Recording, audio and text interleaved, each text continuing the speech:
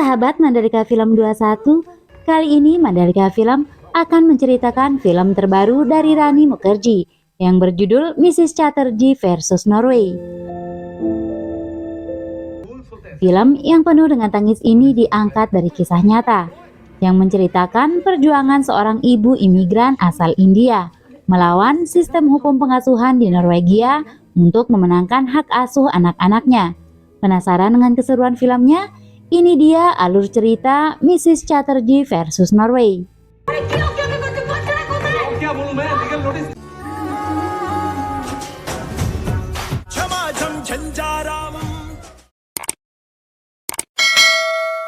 Debika Chatterjee yang diperankan Rani Mukherjee tinggal di Stavanger, Norwegia bersama suaminya bernama Anirudh. Putra sulung mereka bernama Sup dan putri mereka berusia 5 bulan bernama Suci. Debika adalah ibu rumah tangga yang sibuk mengurus anaknya, hingga kadang dia tidak punya waktu untuk membersihkan rumahnya. Sia dan Matilda petugas dari Velvet, yaitu sebuah layanan kesejahteraan anak yang disewa oleh pemerintah Norwegia, mengunjungi keluarga Chatterjee setiap hari selama 4 bulan terakhir untuk memantau bagaimana pasangan tersebut membesarkan anak mereka. Debika memperlakukan Sia dan Matilda seperti keluarganya. Dia mengajak mereka makan satu meja dengan keluarganya. Hari itu Sia dan Matilda melihat jika Sup anak pertama Debika hanya ingin makan jika disuapi tangan ibunya. Anirudh mengingatkan Debika untuk menggunakan sendok, namun Debika menjawab, Sup tidak akan makan jika tidak disuapi oleh tangan ibunya. Suci lalu menangis. Debika menggendongnya dan meminta Anirudh menyuapi Sup. Namun Anirudh tidak bisa menangani Sup karena dia sedang buru-buru berangkat kerja. Debika menyusul suaminya untuk menanyakan sampai kapan Sia dan Matilda akan mengawasi keluarga mereka. Anirudh menjawab jika Debika harus mengikuti yang diperintahkan jika mereka ingin tinggal di Norwegia. Debika lalu mengantarkan Sup ke sekolah taman kanak-kanak. Seperti biasa, Debika akan memberikan warna di kelopak mata Sup. Wali kelas Sup menanyakan apakah Debika membawa tugas proyek milik Sup. Debika meminta maaf karena lupa membawanya. Dia meminta pengertian karena hanya baru kali ini dia lalai dengan tugas Sup. Wali kelas Sup terlihat kesal. Esok harinya, Elise Ramford, petugas senior dari Oslo yang merupakan ibu kota Norwegia, datang bersama Sia dan Matilda. Anirudh lalu menanyakan pada Sia dan Matilda kapan mereka akan berhenti mengawasi keluarganya. Mereka diberitahu jika besok adalah pemeriksaan terakhir. Elise lalu menanyakan apakah Anirudh sama sekali tidak membantu Debika mengurus rumah dan anak mereka. Anirudh menjawab jika dirinya sibuk dengan pekerjaannya. Dia merasa jika dirinya sibuk bekerja, maka kenapa dirinya harus ikut mengurus pekerjaan rumah. Anirudh mengira jika Debika mengatakan yang tidak-tidak pada Sia dan Matilda. Anirudh yang marah pura-pura mengangkat telepon lalu pamit ke kamar sebentar. I'll be back in 2 minutes. Karena Anirudh belum juga keluar, Debika diminta memanggil suaminya. Di kamarnya, Anirudh menyalahkan Debika karena merasa Debika ingin dibantu mengurus rumah dan anak-anak. Padahal menurutnya itu hanya tugas seorang perempuan sebagai ibu rumah tangga. Debika membela diri. Dia menjelaskan jika dirinya memberitahu Sia dan Matilda jika suaminya sibuk bekerja hingga tidak ada waktu membantunya mengurus rumah. Dalam perdebatan mereka, Debika melihat jika Suci dibawa kabur oleh Sia dan Matilda. Debika langsung mengejar mobil Sia dan Matilda yang membawa Suci di dalamnya. Dia melihat Suci menangis kencang, namun Debika yang berlari mengejar akhirnya terjatuh. Anirudh datang membawa mobilnya dan bersama Debika menyusul Sia dan Matilda yang menuju sekolah Sup untuk membawa Sup bersama mereka. Namun di sana pihak Velvet bekerja sama dengan sekolahnya, tidak membolehkan Debika bertemu anaknya. Debika yang tidak mengerti kenapa anaknya dibawa paksa jatuh pingsan. Petugas Velvet bernama Lars bersama seorang penerjemah bahasa India bernama Herman Mehta datang menemui Debika yang baru tersadar dari pingsannya. Debika diberitahu jika anak-anaknya dalam pengawasan Velvet, karena setelah mengawasi keluarga Chatterjee beberapa waktu, Dinas Perlindungan Anak menyimpulkan jika Debika tidak bisa mengurus anak-anak. Sambil menangis, Debika menjelaskan jika sup anaknya hanya mau makan jika disuapi dengan tangannya, sedangkan Suci masih menyusu. Lalu kenapa dirinya harus dipisahkan? Herman memberitahu jika semua akan dijelaskan dalam dengar pendapat komite. Sementara itu, anak-anak mereka akan dalam pengawasan profesional yang baik. Debika tidak mau mengerti dan terus memohon agar anaknya dikembalikan kepadanya. Anirudh mencoba bersikap tenang dan bicara dengan Herman. Dia diberitahu jika seorang pengacara bernama Sunil Kapoor resmi ditunjuk untuk menjadi pengacara keluarga Chatterjee dan pemerintah akan membayar biayanya. Diam-diam Debika mengambil handphone suaminya lalu mencari di Google Maps lokasi kantor Velvet di Stavanger. Sesampai di sana, Debika diberitahu oleh pihak keamanan jika kantor mereka sudah tutup. Debika terus memohon untuk bertemu anak-anaknya. Namun dia diberitahu jika anaknya di bagian perawatan dan lokasinya dirahasiakan. No, it's confidential. Please call. Debika hanya duduk di depan kantor Velvet sampai petang hingga Anirudh datang menjemputnya. Anirudh memberitahu Debika jika mereka harus mengikuti sistem di sana. Mereka juga mendapat pengacara bernama Sunil Kapoor dari pemerintah. Debika tidak terima. Dia ingin menyewa pengacara sendiri karena menurutnya pengacara dari pemerintah hanya akan berpihak pada Velvet. Dengan kesal, Anirudh menjelaskan jika mereka mendapat layanan pengacara gratis dari pemerintah, kenapa dia harus membayar mahal untuk menyewa pengacara sendiri. Anirudh meminta Debika untuk berhenti meragukan Sunil Kapoor. Anirudh menyalahkan Debika yang dianggapnya tidak becus mengurus anak-anak dan rumah mereka. Hingga semua kejadian yang mereka alami akan berpengaruh pada urusan di kantornya dan urusan kewarganegaraannya, di mana Anirudh sebentar lagi akan pindah kewarganegaraan menjadi warga negara Norwegia setelah tinggal di sana 12 tahun. Debika tidak peduli dengan semua itu. Dia marah mendengar Anirudh yang bahkan masih bisa memikirkan hal lain selain anak-anak mereka.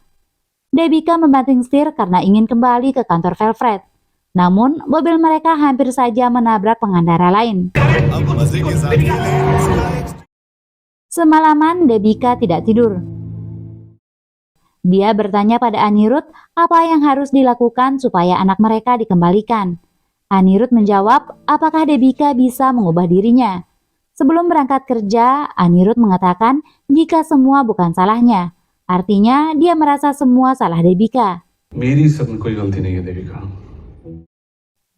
Debika menelpon orang tuanya. Tangisnya pecah saat menceritakan jika anaknya telah dibawa oleh Dinas Perlindungan Anak di sana, disebabkan rumah mereka tidak kondusif untuk anak-anak.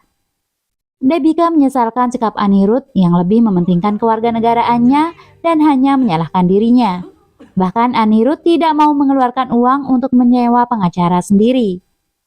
Setelah menutup telepon, Debika berteriak memanggil nama anaknya.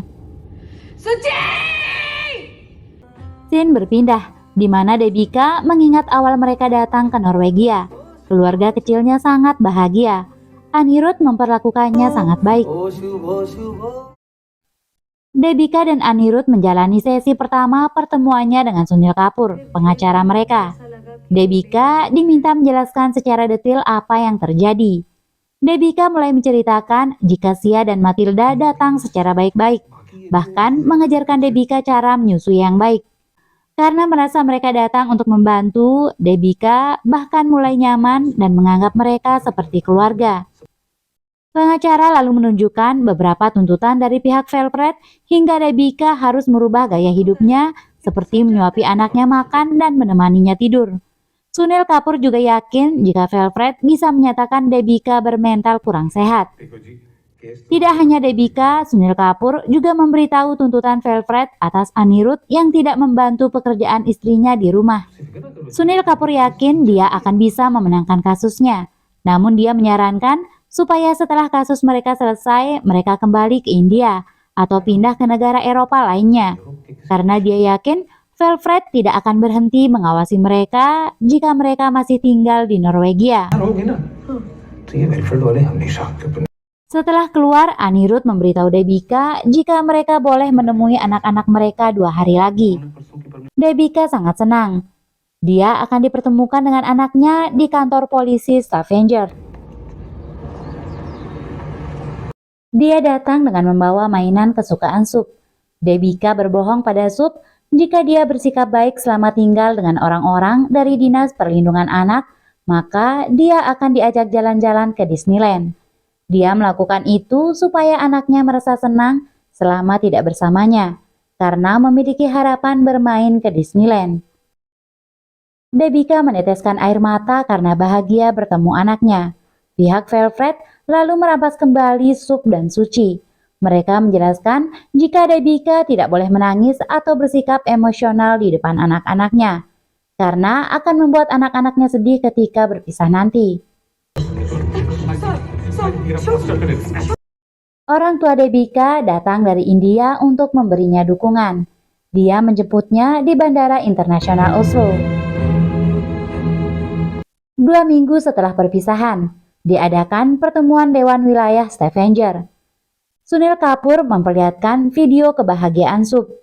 Sunil Kapoor menjelaskan jika Sup adalah anak yang bahagia tinggal bersama keluarganya. Tuntutan mengenai cara makan dan yang lainnya adalah hanya perbedaan budaya saja. Menyuapi makan anak adalah tradisi di India. Begitu juga dengan pemberian warna kelopak mata pada anak adalah untuk mengusir roh jahat. Sunil menyatakan kekhawatirannya jika Velvet yang mengatasnamakan perlindungan anak justru bisa memecah belah keluarga Chatterjee. Karena tidak mungkin tempat pengasuhan akan lebih baik bagi anak-anak dibandingkan tinggal bersama keluarganya. Akhirnya Dewan Konsiliasi sepakat pihak Velvet diminta mengembalikan anak mereka dalam waktu 24 jam. Should be united with their parents within next. Debika bersiap menjemput anaknya di rumah singgah Velvet. Sesampai di sana, Matilda menyatakan jika anak-anak mereka tidak diperbolehkan pulang. The children will not be released today. I'm sorry. Dia mendapat laporan dari sekolah Sup jika rumah keluarga Chatterjee tidak kondusif untuk ditinggali anak-anak. Mereka kembali mencari-cari alasan dengan mengatakan kondisi mental Debika tidak stabil. Sekarang kasus mereka akan ditangani pengadilan tinggi lalu ke Mahkamah Agung. Pihak Velvet terkesan mencari-cari kesalahan keluarga Chatterjee. Tentu saja Debika mulai panik dan meminta Sunil Kapoor dihubungi. Debika yang tidak terima berlari ke setiap ruangan mencari anak-anaknya. Sampai di satu kamar, dia melihat banyak anak-anak yang bernasib sama dengan Sup. Kesedihan terlihat di wajah anak-anak itu. Debika lalu melihat tas milik Sup dan mengambilnya. Debika bertanya pada anak-anak di sana, namun mereka tidak tahu keberadaan Sup. Shoot boy, small. Debika melihat guru Sup bernama Berit Hansen yang berada di salah satu ruangan dan mencoba bertanya padanya. Namun Debika segera diseret keluar. Pihak Velvet merekam Debika yang berteriak memanggil-manggil anaknya seperti orang gila. Debika menghubungi Sunil Kapoor. Sunil Kapoor menjelaskan jika pihak Velvet mengambil kasus keluarga Chatterjee karena menurut mereka Sunil Kapoor memiliki ikatan emosional dengan kasus keluarga Chatterjee. Dan jika kesepakatan mereka langgar, maka kasusnya juga bisa dibawa ke Pengadilan Hak Asasi Manusia Eropa. European Court of Human Rights. 3 minggu kemudian, keluarga Chatterjee menemui pengacara baru mereka yang bernama Daniel Ciupek di Pengadilan Distrik Tingretten Oslo. Karena Debika tidak bisa berbahasa Norwegia, maka mereka memutuskan berkomunikasi menggunakan bahasa Inggris. Daniel menemui Nora, pengacara dari pihak Velvet. Melihat itu, Debika merasa ragu. Di benaknya, Daniel mungkin saja berpihak pada Velvet karena Daniel bukan orang India. Sidang dimulai. Nora mengungkapkan jika menurut Undang-Undang Perlindungan Anak tanggal 20 Juli 1992 nomor 100 terkait layanan kesejahteraan anak, keluarga Chatterjee dianggap tidak mampu memberikan lingkungan yang baik bagi anak-anak mereka. Dan melalui investigasi tim mereka disimpulkan jika mental Debika tidak stabil. Perilakunya juga tidak dapat diprediksi. Nora juga melengkapkan pernyataannya dengan menunjukkan video wali kelas sub di sekolah yang bersaksi jika Debika tidak aktif setiap sub mendapat tugas. Berit Hansen, seorang psikolog anak di sekolah sub, juga bersaksi jika sub mengidap spektrum autis, namun tak mendapat perhatian khusus di rumahnya. Daniel lalu dipersilahkan melakukan pembelaan terhadap kliennya. Daniel menegaskan jika bukti video yang disampaikan Nora adalah pendapat seseorang secara pribadi, tanpa bukti konkret atau dokumentasi. Selain itu, Daniel memperlihatkan pernyataan Kepala Administrator Kota Madhya pihak Velvet, jika pihak Velvet tidak memiliki sumber daya perlindungan anak dalam jangka panjang. Karena itu, mereka tidak memiliki alternatif yang lebih baik dibandingkan membiarkan anak-anak tinggal bersama orang tuanya. Dan selama ini sekitar 30 kasus Velvet ditangguhkan di Pengadilan Hak Asasi Manusia Eropa. Debika memotong pembicaraan Daniel dengan memintanya fokus pada kasusnya menggunakan bahasa India. Daniel meminta Debika tenang hingga tidak membuat masalah karena dia mengerti apa yang dikatakan Debika. Daniel menjelaskan jika nama yang sebenarnya adalah Daniel Singh Chiupek, yang artinya dia adalah orang India. Daniel kembali melanjutkan pembelaannya setelah meminta maaf atas tindakan Debika sebagai kliennya. Daniel menyatakan jika pihak Velvet telah melanggar pasal 46 aturan interim juga perlindungan anak karena membawa anak-anak keluarga Chatterjee dengan paksa. Nora melakukan pembelaan dengan mengatakan bahwa pihak Velvet melakukan itu karena anak-anak tidak aman bersama Debika. Hingga pasal 46 telah disahkan dalam kondisi mendesak. Nora kembali memperlihatkan video yang didapat Sia dan Matilda, bahwa pada saat anaknya menangis, Debika justru mengunci anak-anaknya. Debika berusaha menjelaskan jika dia menutup pintu saat itu karena ada pecahan gelas. Debika meminta Sia dan Matilda mengakui kebohongannya. Hakim melarang Debika bicara seperti itu di pengadilan. Hal ini menjadi kesempatan baik bagi Nora untuk membuktikan bahwa mental Debika tidak stabil. Daniel berusaha membela jika Debika adalah seorang ibu India yang membesarkan anaknya dengan caranya. Nora mendebat jika mereka tinggal di Norwegia bukan India. Hakim akhirnya mengambil keputusan jika pihak penggugat telah dapat membuktikan pasal 46 telah disahkan dan menolak klaim Debika, hingga Sub dan Suci akan tetap berada di bawah pengasuhan kerajaan Norwegia. Debika meminta hakim mendengarkannya sekali saja. Dia mengatakan jika dia adalah seorang yang sangat menyayangi anak-anaknya. Dia bukan ibu yang jahat. Dia sangat membutuhkan anak-anaknya dan jika dipisahkan dia bisa mati. Dia berjanji akan merubah dirinya dan mengasuh anaknya seperti orang Norwegia. Dia juga tidak akan membuat keributan di pengadilan. Namun hakim tidak peduli dan membubarkan pengadilan. Daniel menatap iba ke arah Debika. Setelah putusan pengadilan, hari-hari Debika kini penuh dengan tangisan dan rindu terhadap anak-anaknya. Setiap hari dia memompa ASINya dan mengantarkannya ke rumah singgah Velvet. 2 bulan setelah perpisahan, Debika menemui Nandini, sahabatnya yang merupakan orang India. Debika dibawa menemui kelompok imigran yang bernasib sama dengannya. Salah satunya adalah Rabia Hussein. Rabia Hussein adalah seorang pengacara namun tak diakui di Norwegia hingga dia mengelola toko di sana. Rabia bernasib sama dengan Debika, di mana putranya juga diambil pihak Velvet. Nandini menjelaskan jika Velvet adalah agensi yang sangat berbahaya. Mereka menjalankan bisnis dengan berkedok pengasuhan anak-anak. Pertama, mereka memancing imigran dari negara-negara miskin untuk masuk ke negaranya. Setelah mereka di sana, anak-anak mereka diambil. Rabia berpendapat jika itu adalah kejahatan terorganisir. Baik hakim, guru pengacara, dan keluarga asuh di sana, mereka semua bekerja sama. Makin banyak yang dalam pengasuhan, maka makin banyak uang yang dihasilkan. Rabia memberitahukan pada Debika jika Berit Hansen, seorang pengajar di rumah singgah Velfred, memberitahu Rabia secara diam-diam jika Sup anak Debika tidak bahagia di sana. Sup berhenti bicara dan ketakutan. Pihak Velfred juga tidak memberi ASI yang diantarkan Debika pada Suci anaknya. Diam-diam, Berit juga merekam keadaan Sup. Debika sangat tersiksa melihat keadaan anak-anaknya. Debika menemui suaminya untuk memintanya menemui Rabia. Namun Anirudh tidak percaya dan menganggap Debika terlalu percaya pada gosip. Anirudh tidak ingin gegabah karena takut akan berpengaruh pada kewarganegaraannya. Dia meyakinkan Debika jika dia sudah mendapatkan kewarganegaraannya, maka mereka akan mendapatkan kembali anak-anaknya. Debika memohon supaya Anirudh menyewa pengacara swasta.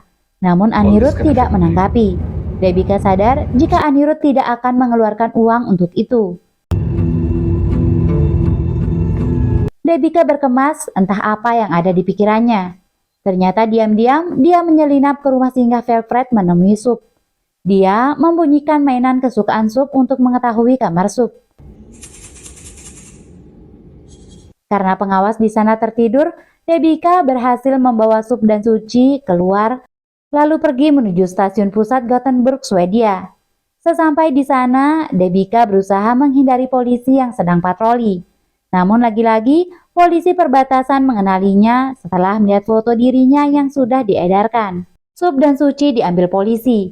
Debika meronta-ronta supaya anaknya dikembalikan. Namun dirinya tidak berdaya melawan beberapa polisi di sana. Daniel Cupek datang bersama Anirudh. Polisi di sana menerangkan jika mereka akan menyerahkan semuanya pada komite. Debika akan dideportasi, namun beruntung dia tidak dipenjara. Debika terlihat mati rasa.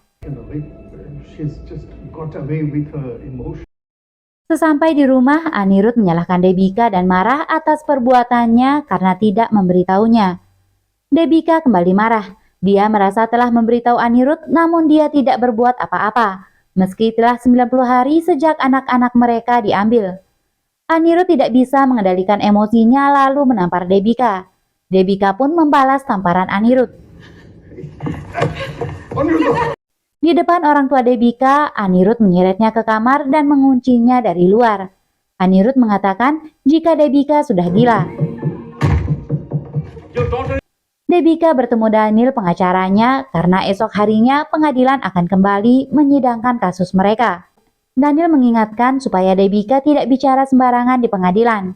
Karena Debika bisa dikeluarkan dari sidang hingga Daniel tidak bisa meng-cross-check kebenaran yang akan dia sampaikan. Namun Debika yang merasa jika Daniel berpihak pada Velfred tidak bisa berjanji jika dia akan diam saja selama persidangan. Hal ini membuat Daniel merasa kesal karena dirinya bisa saja kalah di pengadilan hingga akan berpengaruh buruk terhadap karirnya. Saat mengantarkan orang tuanya ke bandara untuk kembali ke India, Debika melihat berita jika Vasudha Kamath, seorang politisi dari India, datang ke Norwegia untuk perjanjian telekomunikasi. Karena beberapa tahun terakhir hubungan Norwegia-India cukup baik. Debika kembali menghadiri sidang. Sia dan Matilda dicerca dengan pertanyaan dari Daniel. Bagaimana mereka bisa menyimpulkan bahwa Debika memiliki mental yang tidak stabil? Bahkan Sia dan Matilda tidak memiliki tolak ukur. Daniel mengetahui jika tidak ada psikolog yang menemui Debika. Mereka begitu menganggap remeh Debika yang memperlakukannya dengan baik. Daniel lalu mengungkap jika Debika tidak sebodoh yang mereka pikirkan, karena Debika adalah seorang sarjana lulusan sains. She has a bachelor's in science. Saksi berikutnya adalah Berit Hansen, seorang psikolog anak yang bekerja di rumah singgah Velfred. Namun, dia telah dipecat karena ketahuan pernah menghubungi Debika melalui grup. Dia mengirimkan video mengenai kondisi Sup saat di rumah singgah. Dia melakukannya karena setelah 4 tahun bekerja di Velfred, dia melihat anak-anak dipisahkan dari orang tuanya secara paksa. Dan kasus Debika Chatterjee dia anggap sebagai titik krisis. Sup, anak Debika, terus saja menangis mencari ibunya, lalu dikurung di kamar gelap karena tidak menurut. Berit Hansen tidak mengungkapkannya dari awal karena pernah dia mengatakan sesuatu yang bertentangan dengan Velvet, hingga anak-anaknya juga diambil. Pihak Velvet menyangkal jika Berit adalah pekerja yang tidak puas dan tidak memiliki cukup bukti atas apa yang dikatakannya. Employee, she has no evidence. Berit menjelaskan jika bukti yang dimilikinya diambil pihak Velvet lalu dihapus.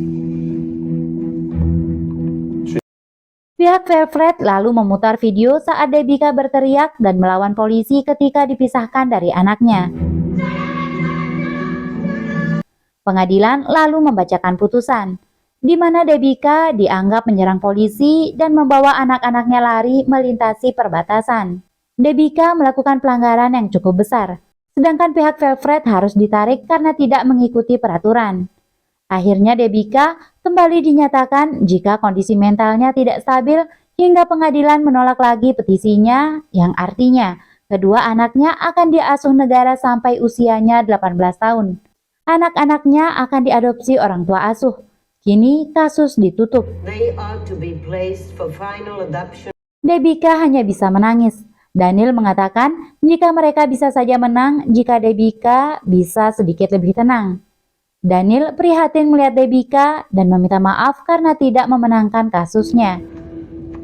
I'm sorry, Mrs. Chatterjee. Sesampai di rumah, ayah, ibu, dan adik Anirudh datang dari India. Ibu Anirudh bersikap sangat kasar pada Debika. Dia menyalahkan Debika sebagai seorang ibu yang tidak bisa mengurus anak-anaknya sendiri. Debika tidak menghiraukan ocehan mertuanya dan langsung ke kamarnya. Esok harinya, tanpa sepengetahuan Anirudh, Debika mendatangi konferensi Vasudha Kamat. Dan saat konferensi pers, Debika berkesempatan untuk bicara. Dia lalu mengungkapkan apa yang dialaminya. Debika meminta bicara secara pribadi dengan Vasudha selama 2 menit saja. Keinginannya dikabulkan. वसुधा जी से दो मिनट का काम है. Sesampai di rumah, Debika kembali harus mendengar ocehan ibu mertuanya. Namun Debika mengacuhkannya. बड़ी छूट दे रखी है मेरे बेटे ने तुझे अकेले यहाँ. Anirudh menerima telepon dari orang tua asuh Sup dan Suci. Dia diberitahu jika Suci sedang sakit dan terus saja menangis. Anirudh dan Debika segera menemuinya. Sesampai di sana, Debika memberikan ASINya pada Suci. Dia melihat jika Maria, ibu asuh dari Suci, sangat menyayangi Suci. Anirudh meminta izin bertemu Sup. Anirudh menyapa Sup, namun Sup seolah tak mengenalnya. Vasudha Kamat akhirnya melakukan konferensi pers jika dia membatalkan perjanjian India dan Norwegia setelah menerima pengaduan Debika. Sebagai seorang ibu, dia mempertanyakan bagaimana negara lain mengajarkannya cara merawat anaknya sendiri. Vasudha meminta supaya pemerintah segera mengambil langkah hingga anak-anak India bisa segera kembali bersama keluarganya. Jika tidak, pemerintah India akan memutuskan segala hubungan dengan Norwegia. Di gedung India Norwegia, banyak orang yang menyuarakan jika Norwegia dianggap mencampuri urusan pribadi dan melanggar hak asasi. Herman Mehta, penerjemah Velvet, bicara dengan Anurag, adik dari Anirudh. Dia memintanya membujuk Anirudh supaya memberikan hak asuh pada Anurag. Dia memberitahukan jika Velvet mendapatkan 10 crore per tahun dan akan memberikan adik Anirudh bagian 5 crore per tahunnya. Kasus Debika kembali dibuka setelah Norwegia melakukan komunikasi dengan pemerintah India, di mana anak-anak Debika akan dipulangkan ke India. Namun Velvet tetap tidak akan memberikan hak asuh pada orang tuanya, karena dianggap tidak layak. Jadi mereka akan memberikan pengasuhan pada pihak ketiga. Debika menawarkan jika orang tuanya bisa mengasuh anak-anaknya. Namun ditolak karena usia mereka di atas 50 tahun. Anurag lalu menawarkan diri untuk mengasuh keponakannya bersama orang tuanya. Debika tidak setuju. Karenanya Anirudh meminta waktu untuk bicara dengan Debika. Anirudh meyakinkan Debika. Dia mengungkapkan jika dia masih sangat mencintai Debika, hubungan mereka yang renggang saat ini hanya karena mereka stres. Anirudh meminta Debika menandatangani dokumen untuk menyetujui Anurag sebagai orang tua asuh. Karena sesampai di India nanti, Debika bisa mengambil anak-anaknya dan membiarkan anak-anak bersama Anurag hanya saat pihak Velvet melakukan video call. जिस दिन ये नॉर्वे वाले video call करेंगे उस दिन Akhirnya Debika setuju dan menandatangani perjanjian India-Norwegia. Debika kembali ke Kolkata, India ke rumah orang tuanya. Sedangkan anak-anaknya dibawa Anurag ke rumah orang tuanya di Bardaman, Bengali Barat. Dengan senang hati, Debika mendatangi rumah mertuanya dan Anurag untuk bertemu anak-anaknya. Namun, Anurag tidak membolehkan Debika bertemu anak-anaknya karena tertulis di perjanjian Norwegia dan India jika Debika boleh bertemu jika wali anak-anaknya mengizinkan. Debika mencoba menelpon Anirudh namun tidak diangkat. हम बच्चा लोग को यहाँ से लेके जा सकता है और Ibu Anirudh lalu datang dan mengusir Debika. Dia meminta Debika datang 18 tahun lagi. Namun sekarang hak asuh di tangan mereka dan tidak akan membiarkan Debika bertemu anak-anaknya. Ibu Anirudh bahkan meminta Debika menandatangani surat cerai yang dikirim Anirudh. Kini Debika sadar jika Anirudh telah menipunya. Debika tidak menyerah. Keesokan harinya dia kembali lagi ke rumah mertuanya. Namun dia bahkan tidak boleh masuk rumah dan diusir secara kasar.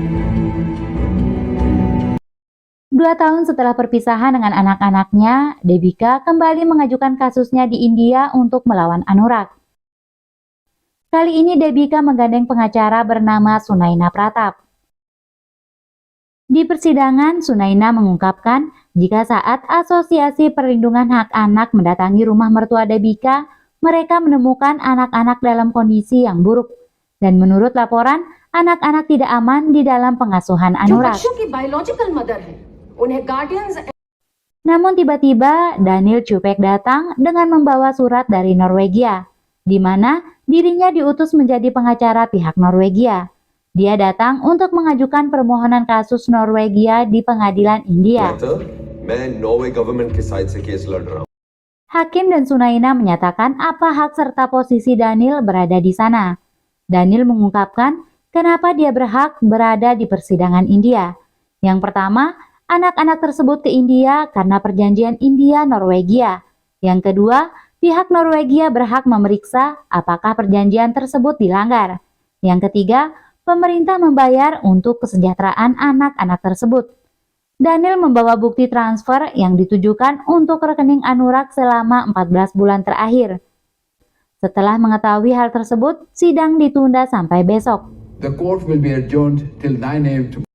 Sidang hari kedua, hakim mengizinkan Daniel mengajukan kasus Norwegia. Daniel menjelaskan jika pihak Norwegia sangat menjaga anak-anak yang berada di bawah asuhannya. Karenanya, dia memperhatikan kesejahteraan anak-anak tersebut. Daniel mempertanyakan bagaimana Debika bisa ingin mengambil anak-anaknya setelah dia sendiri setuju menyerahkan hak asuh anaknya pada Anurag. Debika tidak dianggap menghormati perjanjian dan dianggap menipu pihak Norwegia.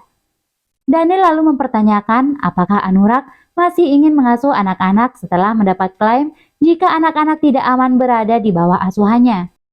Anurag merasa tidak sanggup lagi, karena bahkan sekarang orang tuanya harus datang ke pengadilan. देखिए ना क्या माँ बाप एक कोर्ट तक Daniel lalu meminta Debika berdiri di depan untuk menanyakan jika seandainya anak-anak diasuh Debika, bagaimana Debika akan membesarkan anak-anaknya, karena dia belum memiliki pekerjaan.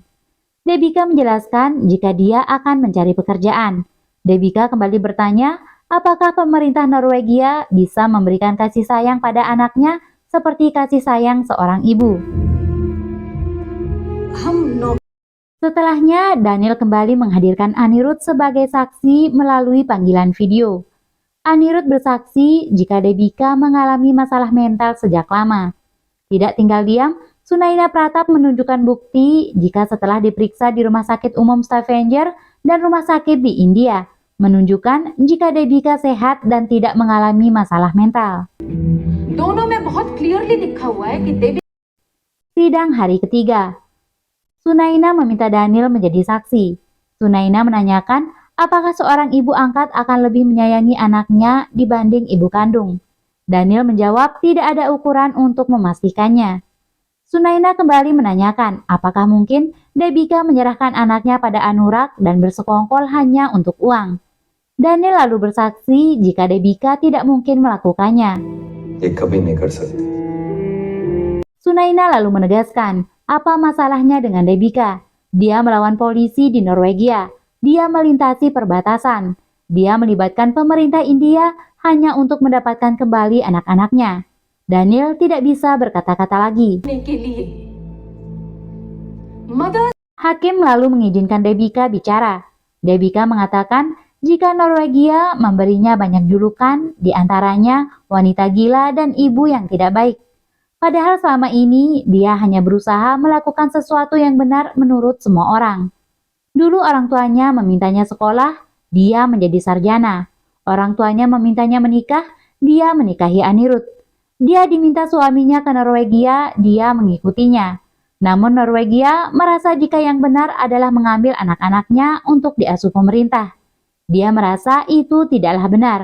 Yang dia rasa benar adalah dia sebagai seorang ibu yang akan memperjuangkan anak-anaknya di pengadilan manapun di seluruh dunia. Dia yakin kedua anaknya akan bahagia hanya bersamanya, dan dia hanya menginginkan kebahagiaan anaknya.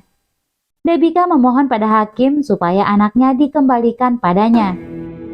दोनों बच्चा लोग Hakim menunda persidangan dan meminta untuk dipertemukan dengan Sup dan Suci. मैं दोनों बच्चों से मिलना चाहूंगा।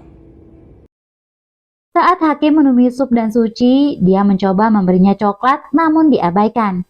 Sup dan Suci justru berlari ke arah ibunya lalu memeluknya. Daniel pun tersenyum. Terlihat dia ikut bahagia melihat kebersamaan Debika dan anak-anaknya. Hakim lalu membacakan putusannya. Dia menyatakan jika selama ini demi anaknya, Debika rela melanggar hukum tanpa memikirkan akibatnya. Anak-anak akan lebih aman bersama ibunya dan anak-anak paling membutuhkan kasih sayang ibunya. Hakim memutuskan hak asuh anak jatuh ke tangan Debika. Debika menangis bahagia mendengar putusan hakim. Dengan tulus, Daniel memberikan selamat pada Debika. Sedangkan Anirudh yang mendengarkan putusan hakim melalui panggilan telepon dari Anurag tidak bisa berbuat apa-apa. Akhirnya Debika mendapatkan kebahagiaannya dengan berkumpul kembali bersama anak-anaknya. Karena film ini diangkat dari kisah nyata, di akhir film diperlihatkan foto Sagarika Chakraborty sebagai tokoh nyata yang mendapatkan hak asuh anaknya setelah 3 tahun berjuang. Dia juga menolak semua uang ganti rugi dari pihak berwenang. Kini Sagarika Chakraborty bahagia bersama anak-anaknya. Film pun selesai. Sekian dan terima kasih. Jika kalian suka video ini, jangan lupa subscribe, like, share, dan komen.